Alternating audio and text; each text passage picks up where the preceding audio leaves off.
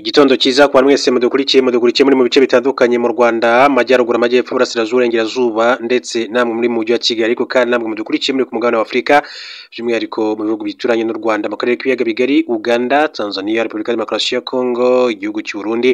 Mwese nabasuhuza mbifuriza gukomeza kugira ibihe byiza. Ni Noran TV rero, mukomeze murebe makuru kuri rya ntijambo subscribe cyangwa se sabone mukande kunzogera kugira ngo tukimara gutunganya makuru yacu agiye abageraho ako kanya.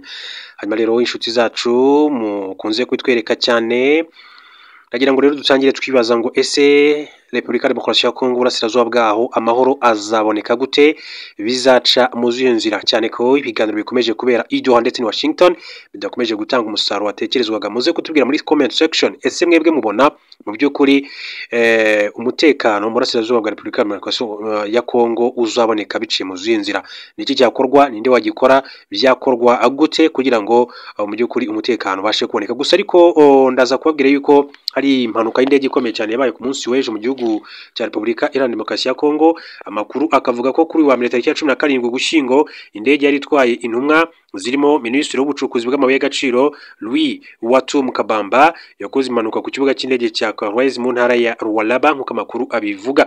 Indege yari ivuye Kinshasa yarenze umuhanda indege zururukiraho mbere yo gufatwa n'inkongi y'umuriro, maze rero irashya bitera ubwoba ababibonye. Amakuru akavuga ko abari bayirimo bakize ati hamana, mu by'ukuri ni igikorwa cyari giteye ubwoba, ariko amakuru akavuga yuko nta n'umwe wigeze ahasiga ubuzima. Minisitiri w'intumwa zose bari kumwe bashoboye rero gusohoka mu ndege amahoro, nk'uko inkuru dukesha Actualite bivuga, nk'uko umujyanama we ushinzwe itumanaho Isaac Nyembo bitangaza ngo ntawakomeretse nubwo imizigo yose yatikiriye muri iyo ndege. Isaac Nyembo yagize ati twari itsinda ry'abantu bagera kuri 22 ati na Minisitiri w'Ubucukuzi bw'amabuye y'agaciro kuva Kinshasa indege yananiwe kugwa maze ifatwa n'umuriro. Twese rero twasohotse mbere yuko umuriro ukwira mu ndege hose. Minisitiri Watom Kabamba yaragiye Kolwezi gukurikiranira hafi impanuka yahitanye abantu ahacukurwa amabuye y'agaciro i Karondo hafi y'umudugudu wa Murondo muri teritwari ya Mucaca, aho abacukuzi barenga 40 basize ubuzima cyangwa se bapfiriye. Makuru rero akaba yarakomeje kuyagaruka rero kuri iyo mpanuka y'indege ikomeye cyane baye ku munsi w'ejo, ariko mu by'ukuri icyo umuntu yavuga yanakwishimira nuko Imana yatabaye abari bari muri iyo ndege bose. Muri iki gihugu cya Kongo mabwire ko amakuru avuga ko Ubwongereza buteganya gufatira ibihano Angola, Namibia ndetse na Repubulika ya Demokarasi ya Kongo mu gihe bitafatanya nayo mu kugarura abaturage babyo binjiye muri icyo gihugu mu buryo bunyuranyije n'amategeko. Ibi bihugu bishobora kandi guhagarikirwa gutanga visa ku baturage babyo barimo ba rwiyemezamirimo ba VIP n'abasura Ubwongereza niba bidashyize imbaraga mu kwakira abimukira.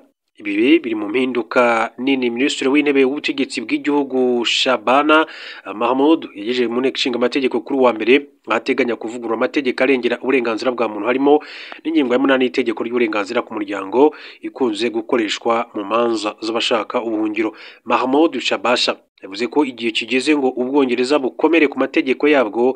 Nabwiye amahanga ko kutagarura abaturage banyu bikorwa bihabanye n'amategeko bizazana ingaruka. Ubutumwa bwanjye burasobanutse, mwakire abaturage banyu cyangwa se muhagarikwe kwinjira mu Bwongereza. Amategeko mashya ateganya ko uburenganzira bwo kuguma mu Bwongereza ku mpamvu z'umuryango buzajya bwerekwa gusa abafite abavandimwe ba hafi nk'abana cyangwa se ababyeyi. Abashaka ubuhungiro ntibazongera kandi kwemererwa kujurira inshuro nyinshi muri iki gihugu. Abimukira bazajya bafatwa, bazajya birukanwa vuba na bwangu mu gihugu cy'Ubwongereza, nuko amategeko mashya akomeza kugenda abigarura. Ku munsi w'ejo ahitwa Shabunda ni muri Repubulika ya Demokarasi ya Kongo habaye imirwano ikaze cyane. Tariki ya 16 Ugushyingo inyeshyamba za 23 n'abafatanyabikorwa bazo bigaruriye umudugudu wa Mayimingi muri teritwari ya Shabunda mu ntara ya Kivu y'Amajyepfo. Imirwano rero hagati y'abashyigikiye leta n'inyeshyamba iravugwa nyuma yo gushyira umukono ku masezerano y'ibanze, n'ikindi kimenyetso cyerekana ko ibiganiro bya Doha kugeza ubu byabaye nko kurangaza impande zirwana. Kimakuru Tazama DRC cyo kivuga ko ibi biganiro binagaragaza ubwenge buke bwa Kinshasa ikomeje kwizera inyeshyamba za 23 n'abafatanyabikorwa bazo. Societe civile rero yagize iti ese Kinshasa itegereje gufata icyemezo mu gihe inyeshyamba zizaba ziri Kisangani, Maniema cyangwa se Kaleme mu ntara Tanganyika. Ni societe civile muri kara gaciro niko yakomeje kugenda ibi ivuga muri rusange. Reka rero mbabwire ko umunyamakuru umwami wa Qatar ategerejwe mu Rwanda ndetse no mu gihugu cya Repubulika Iharanira Demokarasi ya Kongo. umuyobozi w'ikirenga w'igihugu cya Qatar the Emir of Qatar biravuga ko agomba kugira uruzinduko rw'iminsi igera kuri 2 mu Rwanda mu cyumweru gitaha, nyuma akahava yerekeza mu gihugu cya Repubulika Iharanira Demokarasi ya Kongo. Muri iki cyumweru deja twamaze gutangira amakuru agera kuri itangazamakuru avuga ko Sheikh Tamim bin Hamad Al Thani agomba gusura u Rwanda kuri uwa kabiri tariki ya 18 Ugushyingo 2025, akagomba kuhava kandi ahita yerekeza muri Repubulika ya Demokarasi ya Kongo, aho agomba kugira ibiganiro n'abakuru b'ibihugu byombi. Hanyuma rero amakuru akavuga ko Emir wa Qatar yaherukaga guhura na Perezida w'u Rwanda Paul Kagame na Felix Tshisekedi wa Repubulika ya Demokarasi ya Kongo mu biganiro bigamije guhosha umwuka mubi umaze igihe hagati y'ibihugu byombi tariki ya 18 Werurwe 2025. Kugeza ubu rero abakurikirana bibera mu karere bemeza ko n'ubundi ikigenza uyu muyobozi w'ikirenga ari ku bibazo by'amakimbirane maze igihe mu bihugu byombi bifitanye n'uvuga hagati y'u Rwanda na RDC. Sheikh Tamim bin Hamad Al Thani yaherukaga mu Rwanda mu ruzinduko rw'akazi rw'iminsi igera kuri 3 yagize tariki 21 Mata 2019, ubwo yageraga mu Rwanda ku kibuga mpuzamahanga cy'indege cya Kigali Kanombe yakirwa na Perezida w'u Rwanda Paul Kagame. Icyo gihe akaba rero aribwo yaherukaga mu gihugu cy'u Rwanda.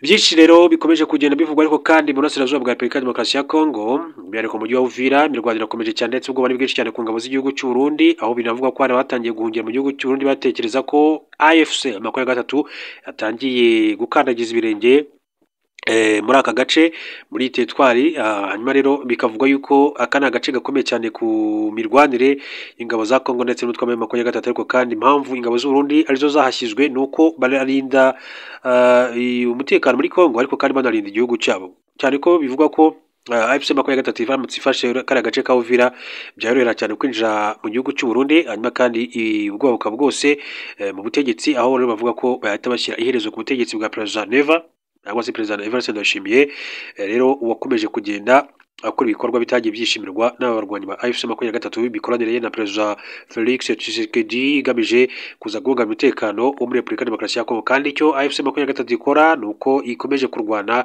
umutekano w'abaturage bavuga ururimi rw'ikinyarwanda cyane cyane bari mu bice bitandukanye mu burasirazuba bw'iki gihugu. Mu bihe bitambutse baherutse kujya mu Burundi Bujumbura bagirana ibiganiro na President Neva, ibiganiro byaba bigamije nyine kurebera hamwe icyakorwa kugira ngo amahoro aboneke cyangwa se Burundi buvane ingabo muri Kongo, cyane ko ntacyo barwanira gifatika uretse amasezerano. Bivuga ko President Neva yagiranye na Faci agamije rero gukomeza n'undi guhunganya umutekano cyangwa mu karere ka Afurika k'ibiyaga bigari ko byariko hari mu burasirazuba bwa Kongo. Hanyuma rero bikanavuga ko hari abasirikare bajya muri iyo mirwano ndetse n'ibyo bemererwa ntabwo babihabwa, aho mu bihe byatambutse hari n'abasirikare bagaragaje ko bashaka kwishyuza leta y'u Burundi iza kubaha ibihano birimo no kuzenguruka igihugu cy'u Burundi cyose n'amaguru kugira ngo batongera kubaza ikibazo cyabo cyerekeye imishahara ndetse n'amafaranga bari bemerewe ubwo bajyaga kurwanira muri Repubulika ya Demokarasi ya Kongo. Rero mbashimire mbifurize kugira ibihe byiza.